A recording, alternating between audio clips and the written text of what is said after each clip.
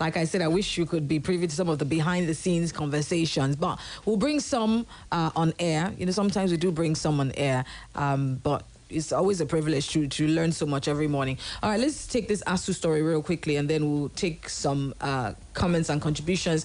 The Committee of Vice Chancellors of Nigerian Universities has said stakeholders in the education sector across the country are succumbing to the missions of the terrorist organization Boko Haram for not resolving the prolonged strike of the Academic Staff Union of Universities. Speaking in an interview with The Punch on Sunday, the chairman of CVCNU, Professor Samuel Edumokumo, explained that the government and all concerned stakeholders, including the presidency, past governments, governors forum, and parents, had not shown commitment towards education and the demands of ASU. This, he stated, was proof that the country was succumbing to the mission of Boko Haram, saying Boko Haram means Western education is forbidden. What are your thoughts on this? I mean...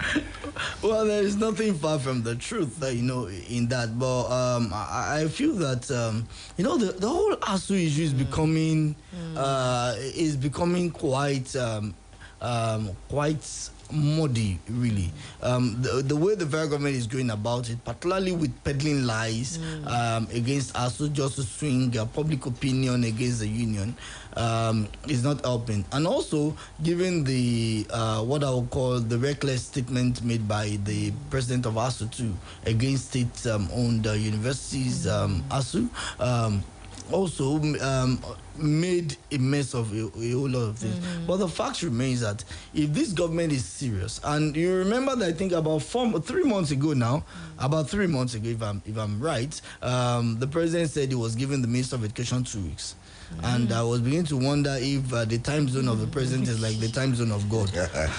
So, I think I read somewhere, what was it this morning? One of the officers saying ASU's crisis will be resolved in another 1 week. I think enough is enough. The government should sit down with the lecturers, and lecturers too should listen to government and resolve this crisis. Our children are suffering. Absolutely. All right, let's open phone lines. If whatever it is you resonated with you this morning, we'd love to take your contributions and comments on them. You can call us on 0809-155-1055, 080-155-1055. Hello, good morning. Is somebody there? Hello, good morning. Okay, all right, well, try and call back. 0809. Hello, good morning. Hello, good morning. Good morning. Good morning, Mr. Onafuwa. Good morning to you.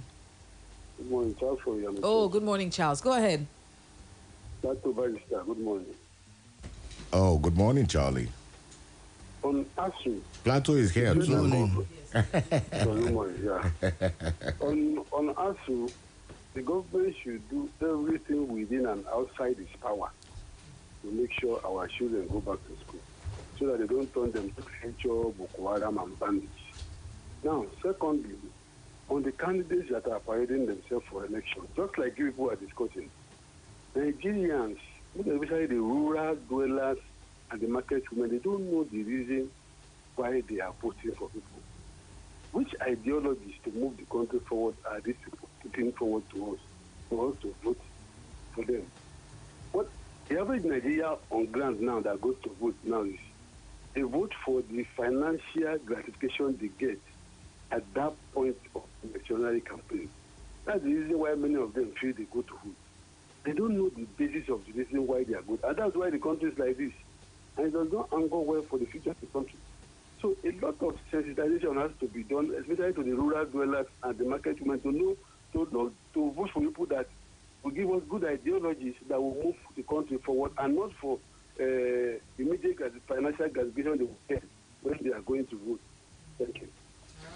I want to agree with you, Charlie, you see, because we have always said something here, myself and Plateau and the rest of the crew, that one of the greatest problems we inherited with our democracy is this idea of universal adult suffrage. I think it was too early to have adopted that policy. If it had been graduated like it was done in the West, until the 19th century, women were not voting in England.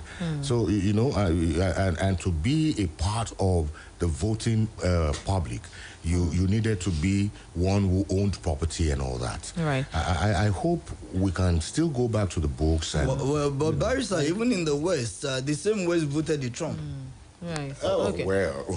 We've got somebody. The same West voted the Macron. So. Hello, good morning. Hello, good morning. Okay, good morning. Who's speaking, please?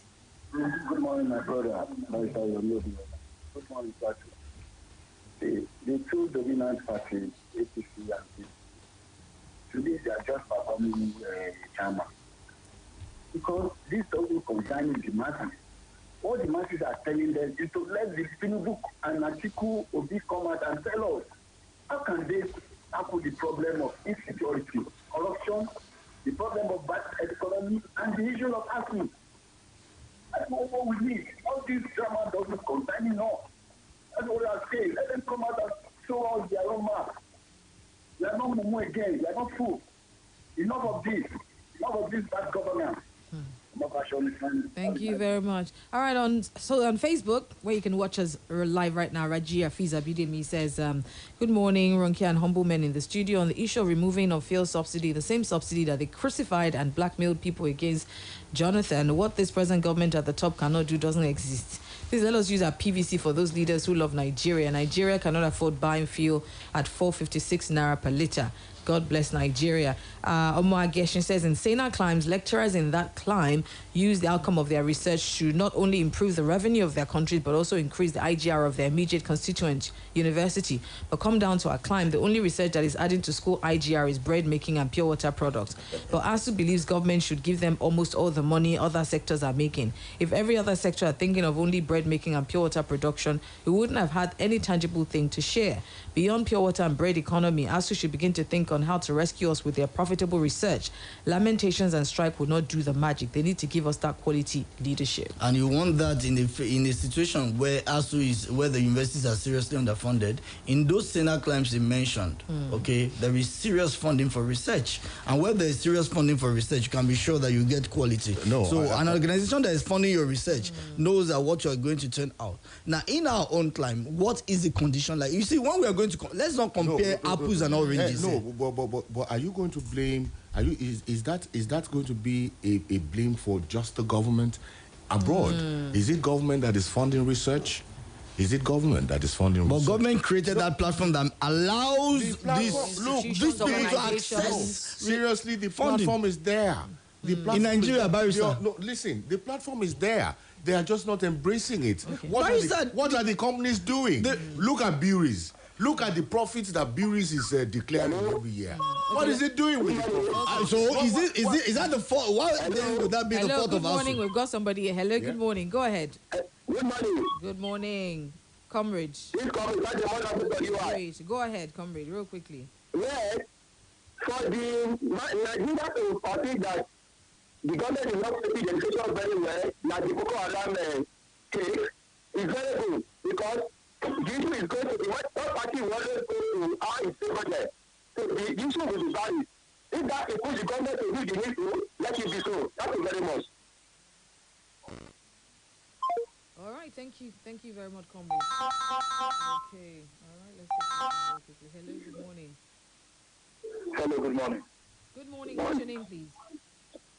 This is Richard Julius. So this. Hello. Our connection is not very. Hello, good morning. Good morning. Good morning. What's your name, please? I'm Olushola Julius. Olushola Julius, great. All right, go ahead. Barrister, good morning.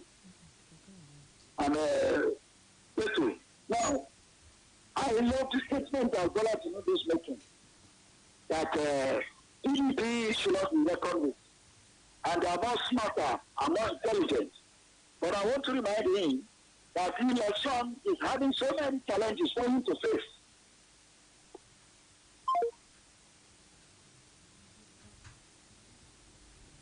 Okay, did we lose Olushola Julius? Okay, we lost his call. All right, let's take this. Hello, good morning.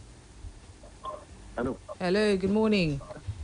Yeah, hello, good morning. Yeah, I'm Jide. I'm calling from. Good morning. Right. Good morning, Jide. Now, someone called, which he said, the majority of problems we're having is these vulnerable people who the politicians always induce with money. But these people determine who governs this country because they're in large numbers.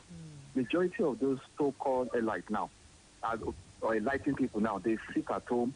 But this time around, I think they are voting. But these market women, the Yalabarus and all of that, they tend to listen to their leaders. They have leaders in the various marketplaces that talk to them. So our politicians induce all these leaders to gather them to vote for them. So that's what they do, and they vote in large numbers. And on what places said about Trump. Trump was United States best president since 1955. Not on economy, I'm not talking about another thing. In United States economy, the lowest unemployment rate was in Trump's time. So don't say they made a mistake voting Trump. Trump gave them his best economy in 55 years. So thank you. All right, thank you very much. All right, thank you for your contributions. Okay, we're getting signals that that's all we can do right now. Studio manager, why you want drivers come on? Your time is up. Your time is up. But thank you to everyone that's been trying to call in. Thank you for your messages. Thank you for watching live on Facebook as well. Thank you, Plato. Thank you, Barrister. You're most welcome. All right, so at 8 o'clock, join us. We're doing a road run. Oluwaseun Akinola is already out there. We're going to be talking to him, linking up on Facebook and linking up live on air as we do a spotlight on some of the parts of the city that definitely needs government attention. All right. Sheung, I hope you have an umbrella there with you. Is it raining? And I hope it gets to Yano Liberty. Yes. Okay. Yeah, Yano Liberty. He did. We did that last week. Yeah, I think I heard because... And I don't know why they're doing this, because, we had a program here some time ago, and we advised whoever is responsible for that ministry to have his boys driving around the state. Well, they've been driving around. So that... But on Valley, they've been going to bars. Oh, wow. Oh, Lord, my God. Okay. Can you imagine All right, that? we got to go. Thank you very much for being a part of the program. I'm Ronke Giwa Onafuwa. Catch you at 8. I'm living the life because I get this every hey, combo ẹ̀kọ́ àlejò emu gbòǹgbò ọ̀nà ẹ̀kọ́ àlejò ẹsẹ̀ Ìbàdàn nílé Olúyọ̀lé ẹ̀kọ́ àmójúbà Tizeti Network Limited pẹ̀lú Tizeti ìlò omi òjò lẹ́ẹ̀ máa lo ayélujára internet ní yàwàlù torí pé gbajúgbajà ní iléeṣẹ́ Tizeti Network Limited nídìí ìpèsè ayélujára lórílẹ̀‐èdè Nàìjíríà fún iléeṣẹ́ ńláńlá àti olókoòwò kéékèèké lábẹ́ àbúradà Tizeti ẹ lè browse kẹ́ stream kẹ́ sì tún gbá géèmù bó ṣe wù yín láì níkọ̀sẹ̀ pẹ̀lú ìlànà ẹgbẹ̀lẹ́mùkú data kèé máa ṣeré ìwọ ni kò má sọ̀fànù 12,500 naira pé lẹ́ẹ̀fì jẹ mùlá data fódìdí oṣù kan gbáko lábẹ́ àbúradà Tizeti láì níkọ̀sẹ̀ ẹ kàn sí wifi.com.ng/oyo ẹ sì lè pè 01-2298-786 tàbí kẹ́ tẹ àtẹ̀jíṣẹ́ sí internet@wifi.com.ng ayélujára ní yàwàlù.